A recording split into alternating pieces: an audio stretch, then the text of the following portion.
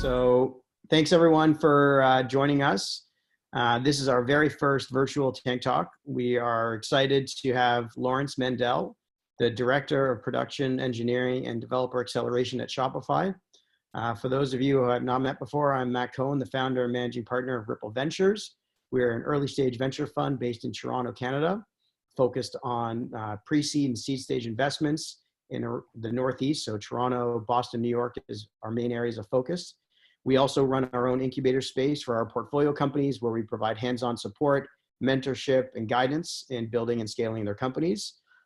Lawrence and I are family friends. We've known each other and each other's siblings for a long time.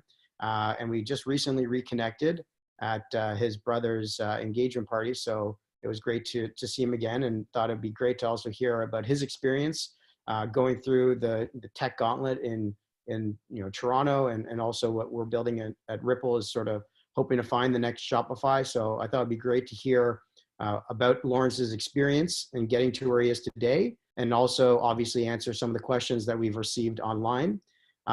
Just as terms of procedures, everyone will be muted for the call. There is a chat, common chat area for people to suggest questions, which my associate Dominic Lau is on the call as well, and he'll manage those questions as they come through. So with that, I will get started.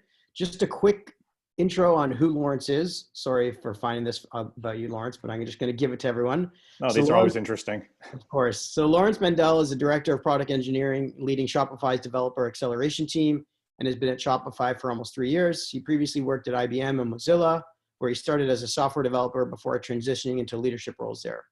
Through all his work experience, he's learned to understand the meaning of time management and to prioritize the most important things in life, which are his family, health, and work. I know he is an avid hockey coach for his kids, and we can talk about that after, managing that and a remote work team.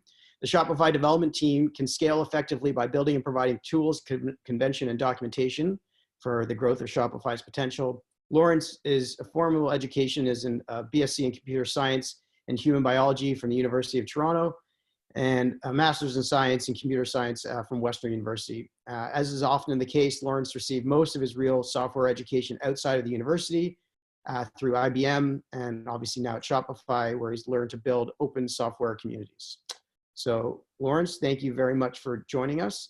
Is there anything you wanted to add about yourself that I missed before we hop into the questions? I thought that was great. The only one that I would add to that, which is really important to me today, is my board seat at Canada Helps, which is a not-for-profit technology organization that exists to inform, inspire, and connect donors and charities across Canada. So this is something I've been doing for a couple of years now, and it's really meaningful and engaging work for me. That's amazing. Great. We can talk about that as well if people have questions about how to participate.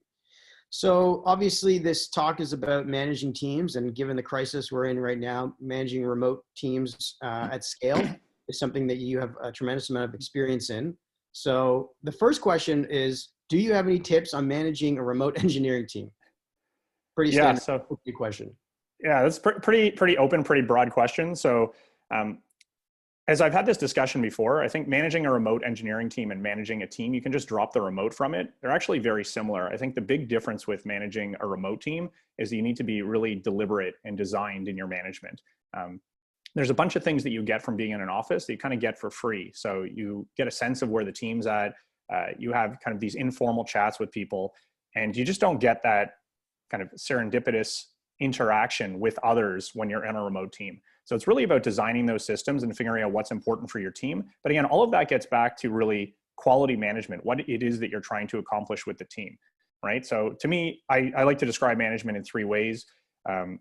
So you want team composition, direction, and execution. And those things are true whether it's a remote team or whether it's a local co-located team, right? You need to assemble the right team, give them an environment, set the right direction, and then you need to make sure that the team is executing. And all of those things are true. And now the tactics may change in how you actually make sure that those things happen on a remote engineering team. But what your fundamental job is has not changed. And it's really about being deliberate. So that's like from the highest level, that's the biggest tip that I can provide is really understand your craft, understand what it is that you're doing as a manager, and then do what's important to be a manager in that environment. There's lots of tips. I've been sharing a bunch on Twitter and as well that you can look at for how to work effectively remotely. We can get into that more, but I'll kind of leave that one there because I think we could actually spend the entire hour talking about just this one. Yeah, I think that's a great segue into the next question. So with everyone sort of being distracted, how do you keep your culture engaged remotely? So this is an interesting one. This one comes up a lot when I talk to people who are concerned about having remote people on their team. And the concern is, are those people going to be as engaged?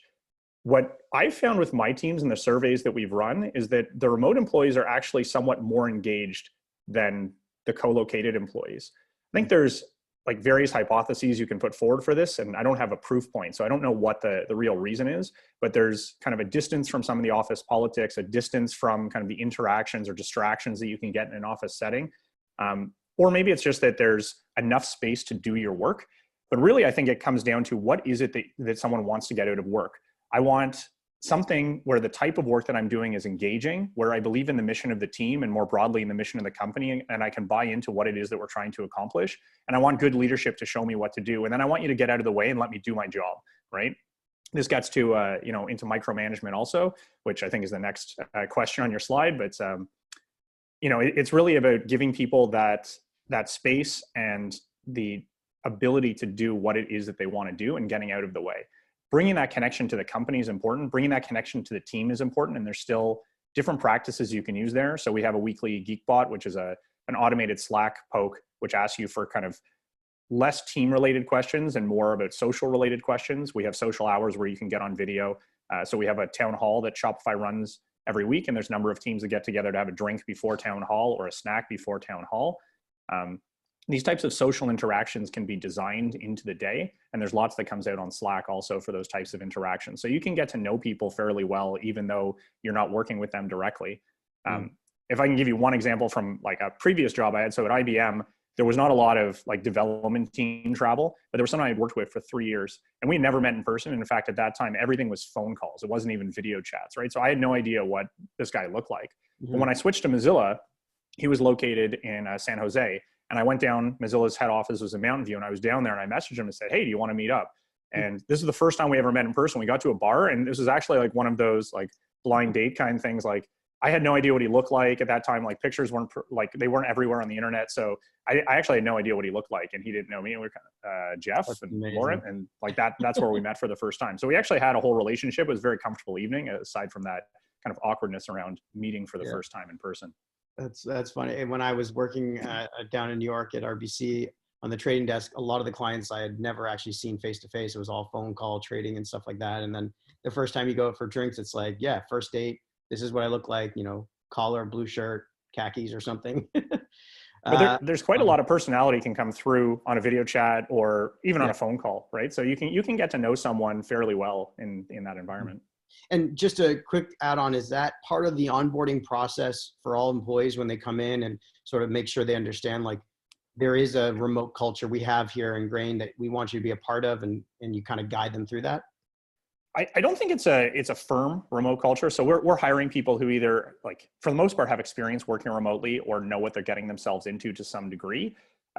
But really, the way to think about that is the same way to think about anybody joining your team. When you join the team, again, this gets into the like storming, forming, norming of a team. Your team's actually going to evolve with the new people that you bring in. And so you can bring them into some of the existing practices that you have, but while they get more comfortable, or when they get more comfortable, there's actually, most people are going to have an impact on those practices and make the team actually change direction slightly for what it is that they bring to the team as well. Okay. The biggest thing that I think is part of onboarding that I tell everybody is Shopify is primarily a relationship-driven company. So the more relationships you have at the company and the tighter those relationships are, the easier it's going to be for you to get things done. And so part of our onboarding is a list of people we suggest that you meet from within your team, within your department, within the company itself. And then the point of that is to put you through kind of the exercise of going out and making those introductions for yourself so that you get more comfortable introducing yourself to others. And we have other programs in place, like we have a sidekick program that will ping me and set me up with a random coffee chat with someone in the same time zone every single week, right? And so I meet a new person at Shopify, regardless of department, every single week. And like, this is just a great way to continue to build relationships across the company. That's fantastic. Okay. So as a manager, how does someone else keep the team aligned without micromanaging? So this is for the other managers on the call. Sure. I think the biggest thing here is I've never been a micromanager, and this gets back to advice that I give to new managers, new directors, which is I want you to think about the managers that you've had that are the worst managers that you've had. What have they done? I want you to think about the directors that were the most aloof, that you didn't connect with, that you thought had no idea what you were doing. What were they doing wrong? Don't do those things. And this fits into that category of managers telling me what to do. So really this comes down to building trust, engage the team in the discussion and make them feel like they own the direction of the team as well. Making decisions and clearly communicating those decisions. So it's not that everything has to be done by consensus, but everybody does get a say in this. And then we actually have to choose a direction and move forward after that. And then trust the team to deliver those solutions and hold them accountable for doing so. Now, that said, if you've got a very junior employee, very junior employees need more of a micromanagement style in that they need tasks given to them. They need more of that direction than the more senior employees. But as they build up that trust and they build up that decision-making capability, you want to get out of their way and let them go. Ultimately, this is how you scale your team. This is how you build up, right? This is how you build your bench. This is how you have someone come in later on and do succession planning. This is how you elevate people on your team. Trust them, teach them how to make decisions, give them experience so that they can take over and you can go and do something else some other day. Yeah, makes sense for sure. Any tips for creating engagement with older employees? As you just mentioned, some of them just like to be left alone, who might be struggling with the work from home routines. I'm taking this as like the work from home routines today, but I'll kind of call BS on the older employee piece. The older employee piece, maybe that's a specific example that someone's thinking of, which is fine. But I found that age doesn't actually play a factor here. I have what I consider pretty young employees who are struggling with work from home, and I have older employees who are doing absolutely fine with it, and I have the reverse in both, younger employees who are doing fine and older employees who are struggling. So part of this comes to maturity, which I've found does not actually correlate well with age, but part of it is really about your environment. And so if you're looking at today, I think one of the mistakes that I made early on in kind of COVID-19 was thinking that the experience everyone was getting working from home was actually going to reinforce that working from home was a viable option for many people. And this has been the case for a number of people who have seen that. But it's also, as someone on my team who was working from home told me, what we're doing right now is not working from home. He's like, what I'm doing right now is working from home with my wife and my kid next to me all day long, which is a very different experience. So normally the working from home, in my experience with this, is I'm home and nobody else is. And I have a quiet environment all day. And when I shut off my systems, I can actually get long periods of focus. That's no longer true for many people, right? And even if you were effective in working from home before, that focus is really what we're missing at this point. And so to me, and the coaching that I'm doing for my managers, the coaching that I'm doing for individuals on my team, is to get back to reset expectations, figure out exactly what it is that you can deliver, find ways to find the appropriate time. So if you only have like a 30-minute time block, then let's find, we're getting into the next one already. Then let's find activities that fit within a 30-minute time block, activities that don't take you multiple hours to get into flow and get into context. Let's work around the environmental constraints that you currently have and get you to a level of productivity. All right. We have a question actually from Aaron Mandel. Do you know him? How do you maintain productivity with so many distractions at home? I think this actually comes up later on in your questions too, but I think the key that, Shopify brought this up more broadly in the way that we've approached our planning, and I've brought this up on an individual basis. It's actually, this gets back to the same type of thing I was talking about before. It's about being deliberate, right? This gets back to that management, being deliberate about what it is that you need to do. So as actually, I share remote working tips with my team and on Twitter every day. The one that I shared either today or yesterday was start your day with whatever the biggest thing is that you need to get done, right? Know what the core of your role is, know what you need to do that first. Right. The truth of it is most of us have a bunch of side interests and lots of smaller things that people ping us about. And if those things don't get done, nothing actually breaks. And it's totally fine to not do those things. I think like this is, as founders, I think if there's a bunch of founders on here, I assume this is kind of the founder mentality, is kind of do what needs to get done and kind of block out the rest, right? You need your blinders on in order to keep moving. And this is the true for individuals. And it's true even more when you cut your time back. So someone who's very senior on our team just informed us that like they're going to work a minimum of 20 hours a week now, not 40 hours a week, because they have to homeschool their kids the other half of the day. Like that's a difficult decision to make. But that also, how are you going to spend that 20 hours? Are you going to spend that 20 hours checking email and making sure you're caught up on Slack? In which case, like we as a team get almost zero benefit from you, or are you going to spend it on something else? And that's really the question, is what of value, what is the most important thing you can be working on? What fits within the environment that you find yourself in today? And how do you still provide value and feel like you're providing value on a daily basis, which is both good for the company and good for you as an individual mentally too. Mm-hmm. So I guess that kind of blends with this question here. How are you coaching for performance? Has it changed since the work from home? And have you lowered the bar of expectations, or have you even seen the bar go higher and productivity go higher? It depends on the individual. I don't think we've deliberately like raised the expectation bar for anybody, but some people have done that for themselves. And this again depends on your environment. So some people are finding that this has just been a release for them. They no longer have their commute. They're getting lots of things done. They can do personal tasks at the same time that they're doing work tasks. It's like that environment has worked well for them and they're kind of thriving, but it's not everybody. And there's people on the flip side of that who have been really impacted by this. So like I've been talking about, the specific tasks or the specific approach that we've taken is looking at each person individually.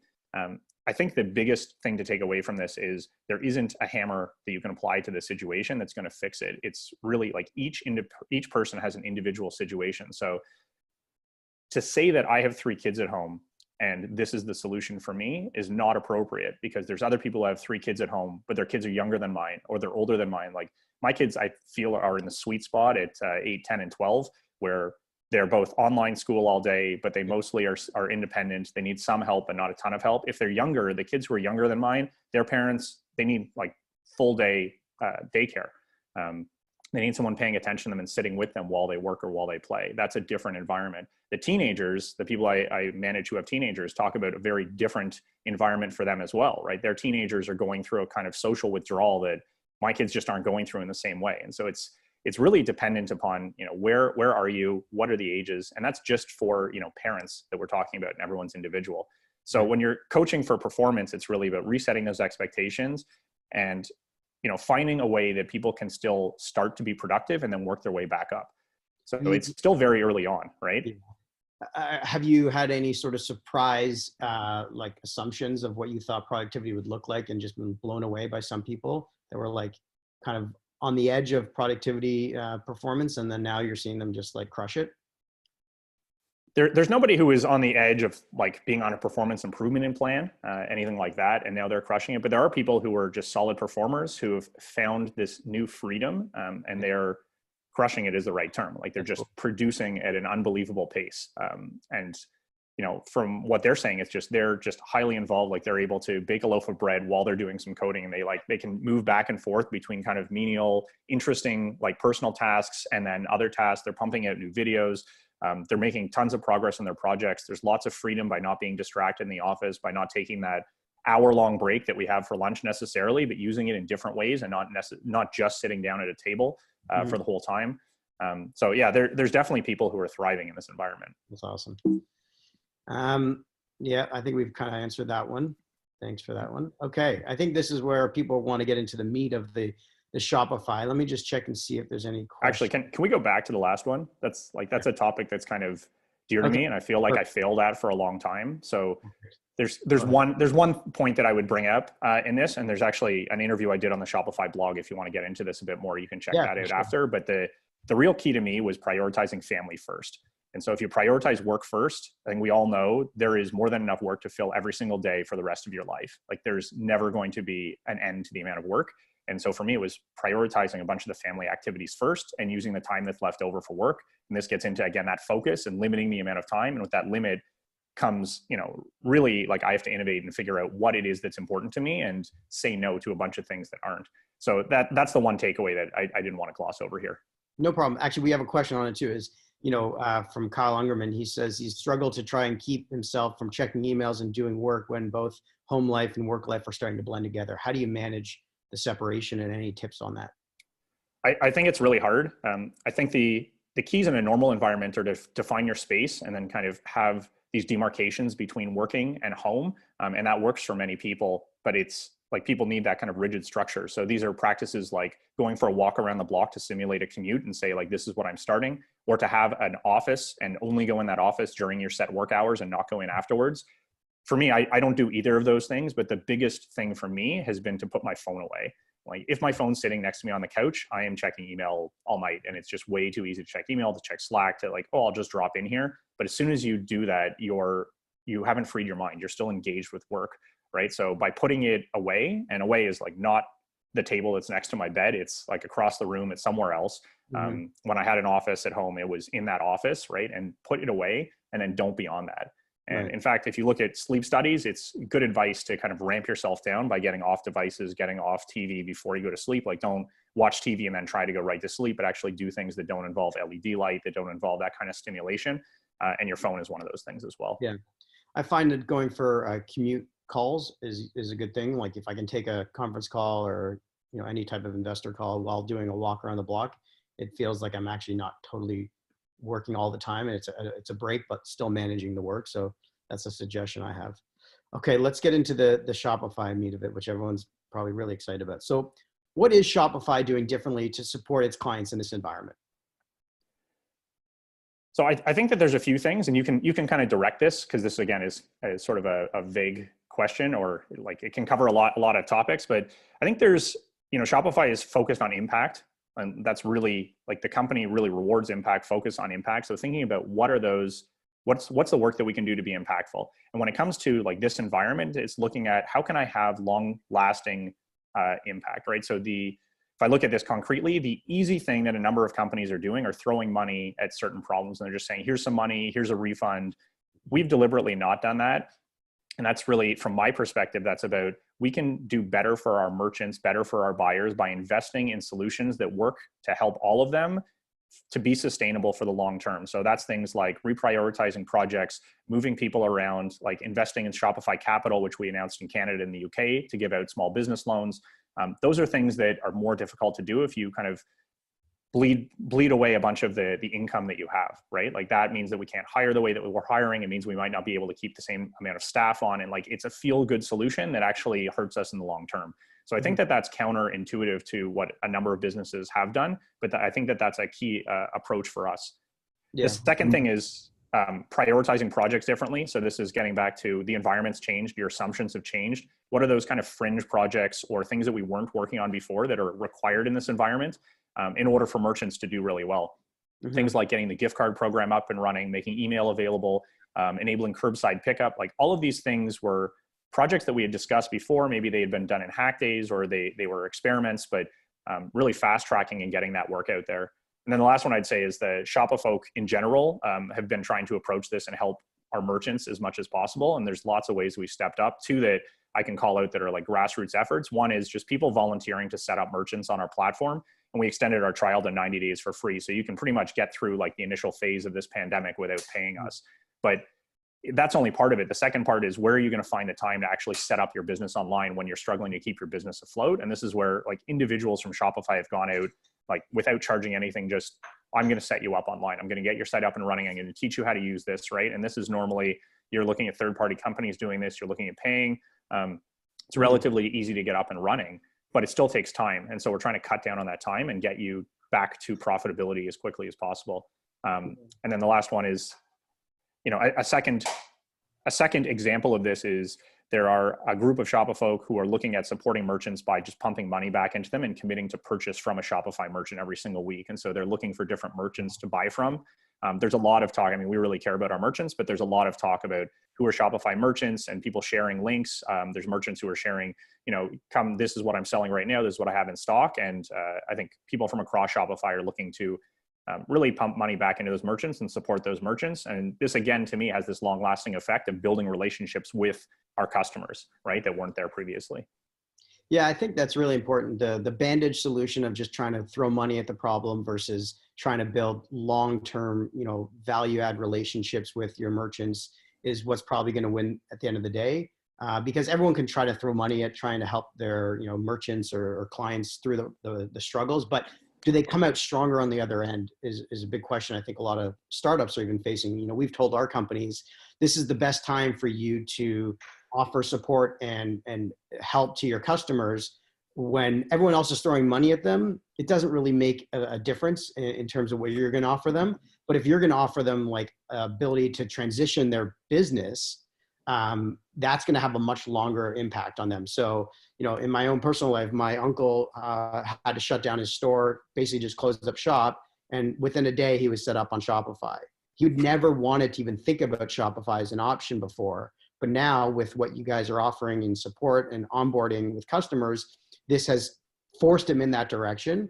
And the hurdles to get through that process have just been let down, and it allows people of all different retail exposure to be able to get set up on Shopify quicker than they would have in the past. And I think that's really important to see. And I think that will pay off long-term for sure. We're already seeing that. Yeah, So I think you're right. It's really today, it's about speed. Like how quickly can I get my business back to operating? Even if this was not my intention, it's the current environment is I can't have my store operational. I can't be running like my traditional bricks and mortar store. So what am I going to do? Right. And then it's how do I pick up these skills? How do I get up and running as quickly as possible? And that's where this support comes in. Mm-hmm. So how should small, medium businesses be thinking or acting differently in this new market? I have my opinions, but I'll let you go first, Lawrence. Sure. This reminded me of a conversation I had a few months ago when I was on a panel talking about digital transformation.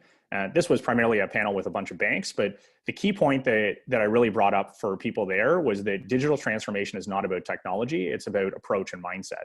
Am I going to think about my problems like a technology company, or am I going to think about them from the opposite perspective? And so the big difference that I saw in that audience was, am I going to think about things as an opportunity, or am I going to think about the constraints that are going to prevent me from doing something, right? And so I think that really holds in this market too. And it's thinking about, I'm going to go back to a bunch of assumptions that I had, and let me really question those assumptions and build back up from there my new plan. And so Shopify, like our guidance to everybody was throw out your plans and start from scratch. But if you look at it, it's not really that everything that you were doing is invalid, right? And my team saw this. They said, well, what ended up different about what we're doing? Like it seems like we've reframed some of it, but a lot of the work remains the same. Like I think that's true.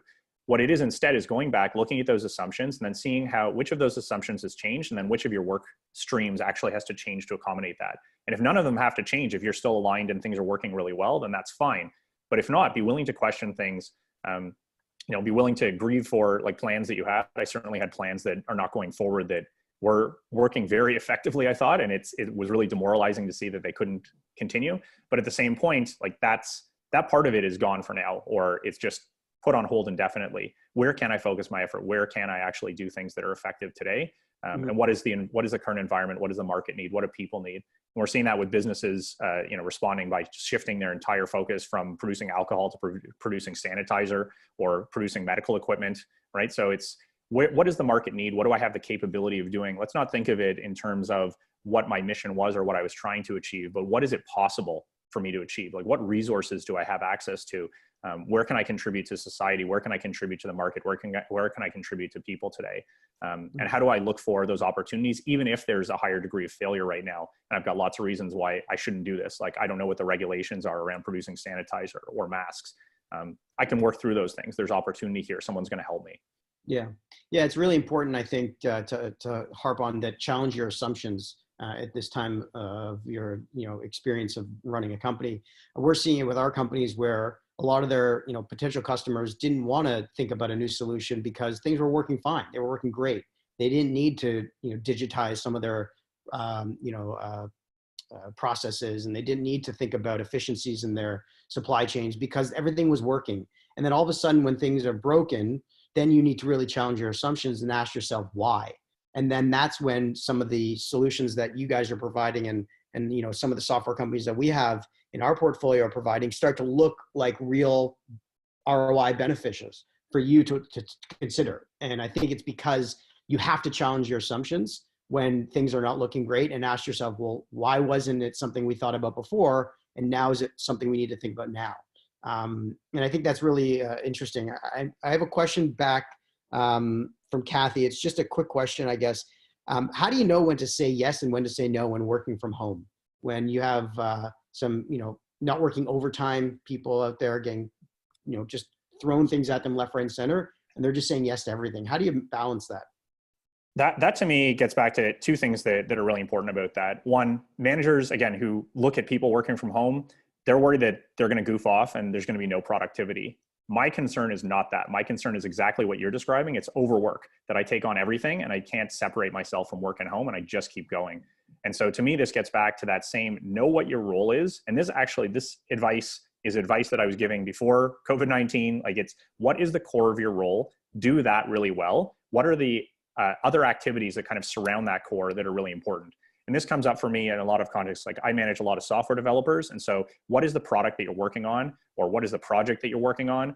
How do you ensure that that is meeting the deadlines, that you're actually making progress on that project? And then there's a bunch of things that you would do around that, like speaking at conferences or writing, or, you know, you're involved in other activities around the company. You probably have some side projects that you're into. But if all of those other activities take on too much of it, the core of your role degrades, right? And you're unable to focus on it. So be really clear about what that is. And if you're not clear about that, have that conversation with your manager, your CEO, whoever it happens to be. What is it that the business needs from me right now? That's what I'm going to focus on. And I have to say no to other people.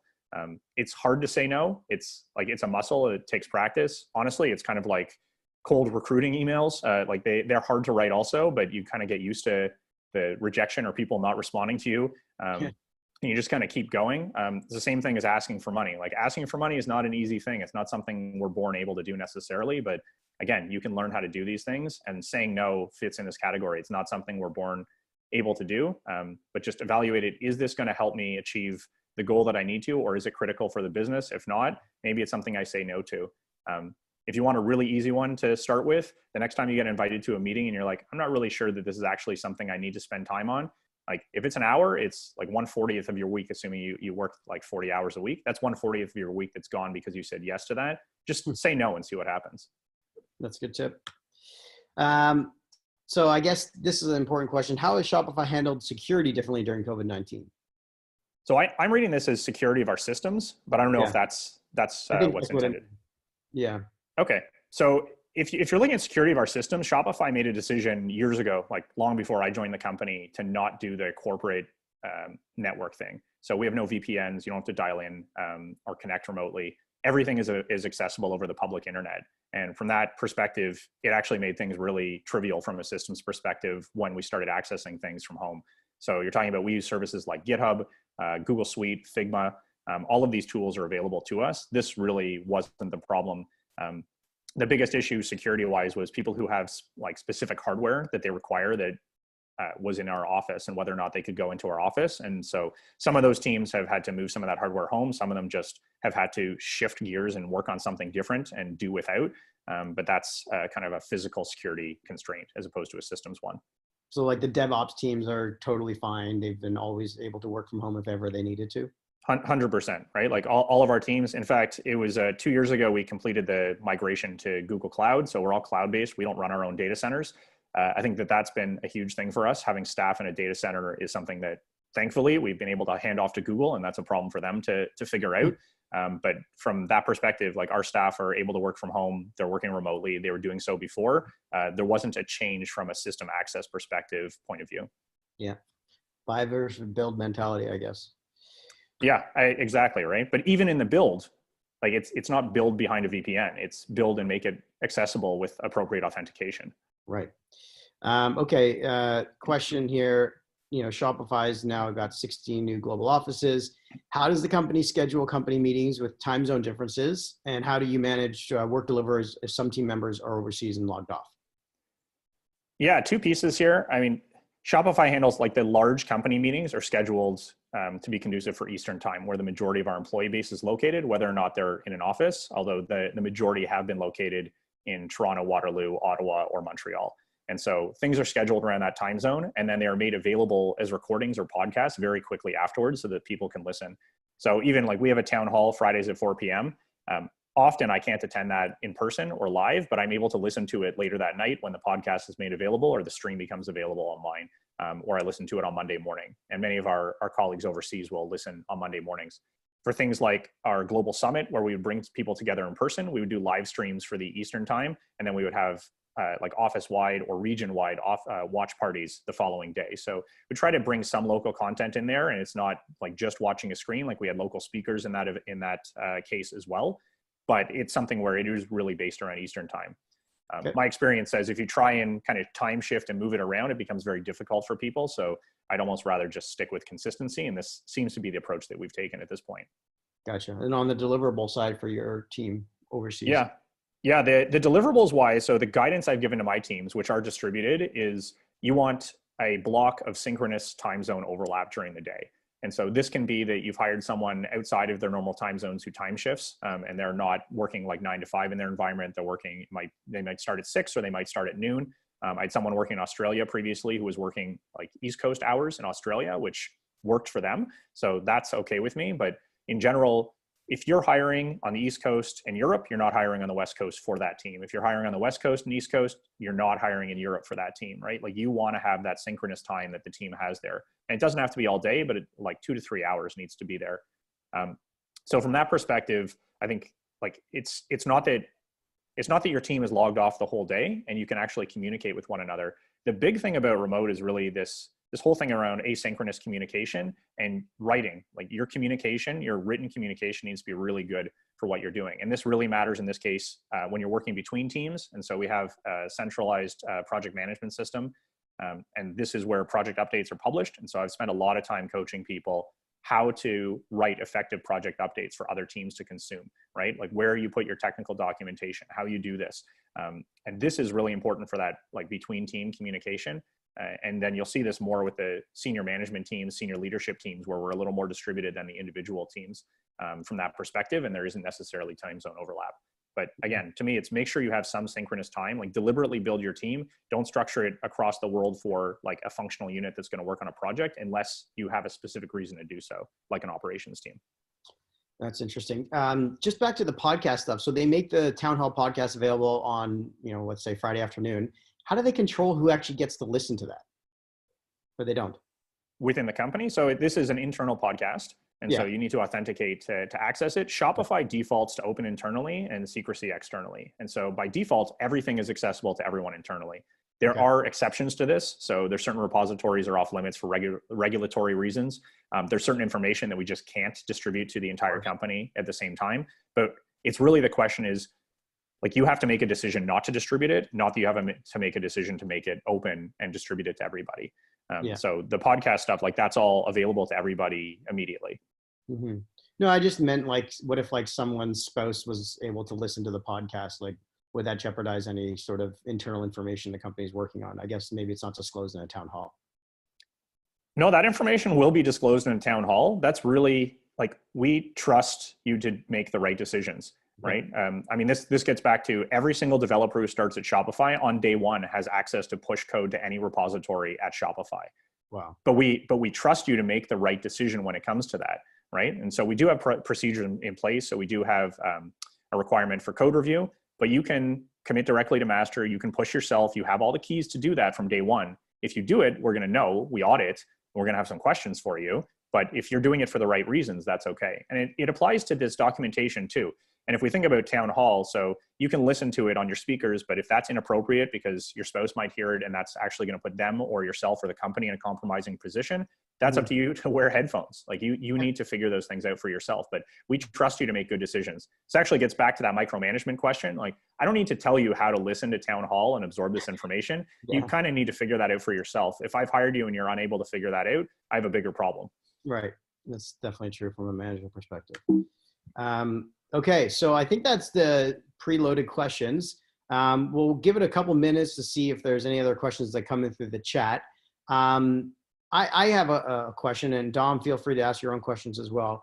But Lawrence, the transition from retail businesses that are selling $75 T-shirts on Shopify is probably not what people are focused on right now when they're looking at their disposable income. How do you see Shopify's footprint changing as more and more people consider running their entire businesses on platforms like Shopify, even if they're not in the sort of retail, storefront industries? So I don't want to comment on the industry verticals as much, mostly because I'd be guessing at this point. Yeah. But I think if you look at it, you look at where are the limitations currently in the system? So Amazon's had to make their own prioritization decisions around their fulfillment network, around the timelines and what they're actually shipping out. And this has exposed certain businesses in ways that they didn't expect, right? And so they don't have the same level of control over their entire supply chain or the distribution chain that they thought that they had. And so this has changed some of those assumptions. Some of the other things that we've seen are, like we talked about before, businesses who never considered going online, now figuring out what is the core value that I provide and how can I provide that in an online environment, right? And so you're looking at different types of businesses coming online. The other one, like you called out that, higher end goods, $75 t-shirts, that sort of thing. There's been lots of that on Shopify. There's been a lot more of the essentials have been bought from other providers. And I think we'll see more essentials split out and more people will get into the essentials to some degree. But I think the big key is like, who's having trouble staying online? What are the challenges with this? And do you expect as a business that things will go back to the way that they were before the pandemic began? Like, is online ordering of food here to stay? Are we going to expect like an explosion of delivery services? We've seen it so far, but are we going to need to really ramp up this part of the economy? Because this is actually something where people have said, I like this part of my transaction. I don't want to go into a store. And so those, I think, are the big open questions to me. How much of the current traffic remains online afterwards? And how has this shifted buying patterns for all industries and all verticals, really? Mm-hmm. What excites you the most about the problems that Shopify is trying to solve? Like, what are some of the biggest problems that you're just excited to see them solve in the next 3 to 5 years? For Shopify itself, the way that I describe this to most people, I think a lot of people misunderstand what Shopify is today. And Shopify is a commerce platform. So if you want to start a business, it's everything that you would need to start that business, right? So you're a solo founder, you're running a business, you don't know about marketing, you may need some capital, you need some way of distributing your products, right? So this is where products like Kit, which does automated marketing for you and can help you with that, or Shopify Capital comes in if you need your small business loan. And we have different types of data that give us an ability to lend in a way that other lenders can't, or the fulfillment network have come from. But looking at this from that broader perspective, there's a bunch of different type of disciplines that go into operating a business. From my perspective, all of those are fair game for Shopify to go into to help you, really. It's really about helping you establish and get your business off the ground running and become successful. And so any direction that you need to go in for that is fair game for the commerce platform to help you get that up and running. So I'm excited to see where we go next. Like I didn't expect us to do fulfillment network, and then that happened and kind of unlocked something for me. For my teams my teams, what really excites me about the work that we're doing is at our scale, we're past all of the common solutions, like the industry solutions for the technology that we're using. We've exhausted those. So if you look at something as simple as how I build and deploy my code, we're now doing batch deploys. We have to deploy like a bunch of changes together. We also have hundreds of thousands of automated tests that are executing. And when these tests are executing, it takes a certain amount of time to execute. The amount that we can get out of solutions like parallelizing our builds, this is just like we've maxed out. I can squeeze a little bit more, but it's barely anything. So I need to come up with novel solutions. And when we work with some of our peers that are a little bit bigger than us, we can look at the solutions they've put in place, but there is no defined solution at this point. And so this is where it's learn from others and then really innovate and come up with your own solutions. And that's interesting to me. That's going at problems and figuring out novel solutions to problems that work in our environment that will allow us to continue to scale. Those are just, exciting, engaging problems for me and for my team to solve. Mm-hmm. I have one last question, and I don't know if there's any others after this, but the amount of data that Shopify is able to collect must provide them some very unique insights into the economy at large. So you probably have some pretty strong like recession indicators that you can look at. Do you guys internally, I know other companies like Yelp does this for the restaurant industry, try to help businesses look at where the economy could be going when we're coming out of this so that they could stock up on inventory more? Like, do you provide that sort of consulting guidance to companies when they can't see it from their own perspective to say, hey, there's going to be a surge of traffic to your website maybe in the next quarter or 2 quarters? Can you guys do any of that predictive AI stuff for companies managing their working capital and stuff? The truth is, I don't know the answer to that question. I think it is interesting to note, again, if you go back to these kind of fundamental assumptions, the environment has changed. Even some of our own models were invalidated by this, right? Like this is not a scenario anyone had played out. And so even with our own internal models, we're looking at how do we need to modify those to better understand what's going on. Like when we have year over year comparisons, for the large, like in large part, those are meaningless Right. at this point, right? So we're figuring things out for ourselves. It's not to say we don't have answers or we haven't been able to make predictions, but yeah, beyond that, this is actually a domain where like I don't know what the answer is there. I don't know exactly how much we provide, but I think that that's an interesting idea. Is AI playing a big part in what you're seeing at Shopify? In terms of like machine learning and modeling, that's Yeah. certainly something that does play a role here. In terms of like automation around data, I don't know exactly how much it goes into. We certainly have a bunch of AI type solutions, again, Kit being the most obvious example around marketing. They can look at like, what are your competitors doing? What's going on in this space? What are the right times to push this out? How would I craft an ad? You know, are you better served at pushing this on Facebook or Instagram? Like, where are you going to actually push out this marketing? And then taking care of that for you. Yeah, I guess maybe more around like business operations and what levers they should be focusing on, what data sets. You know, we have a company in New York called Aptio that helps companies take their internal data sets and helps draw a correlation to their insights on what levers are driving their business. And so what metrics they should be following and which data sets provide the best sort of correlation insights. So I assume you guys also have access to some of the company's merchant data as well. So I was wondering if you use machine learning to help them focus on certain data sets that they should follow.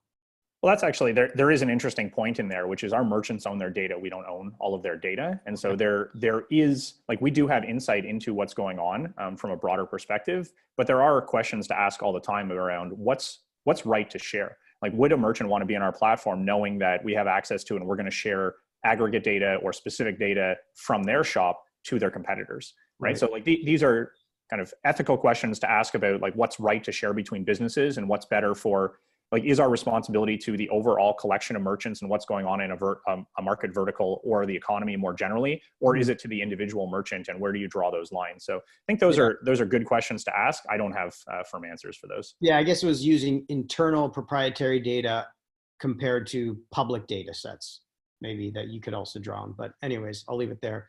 I think that's it for questions from the team and the group. Lawrence, I want to thank you very much for taking the time to do this. Really great insights. Appreciate everything you've shared with us. If there's any additional questions, where should people connect with you? I assume Twitter and stuff like that. Yeah, Twitter or LinkedIn are good places to connect with me. I'm having lots of conversations, especially conversations with people who are looking for jobs these days, but lots of interesting just tech conversations and what's going on too. So you can find me there. We are definitely hiring. Okay, Yes. good to know. Well, thanks again. We're going to record.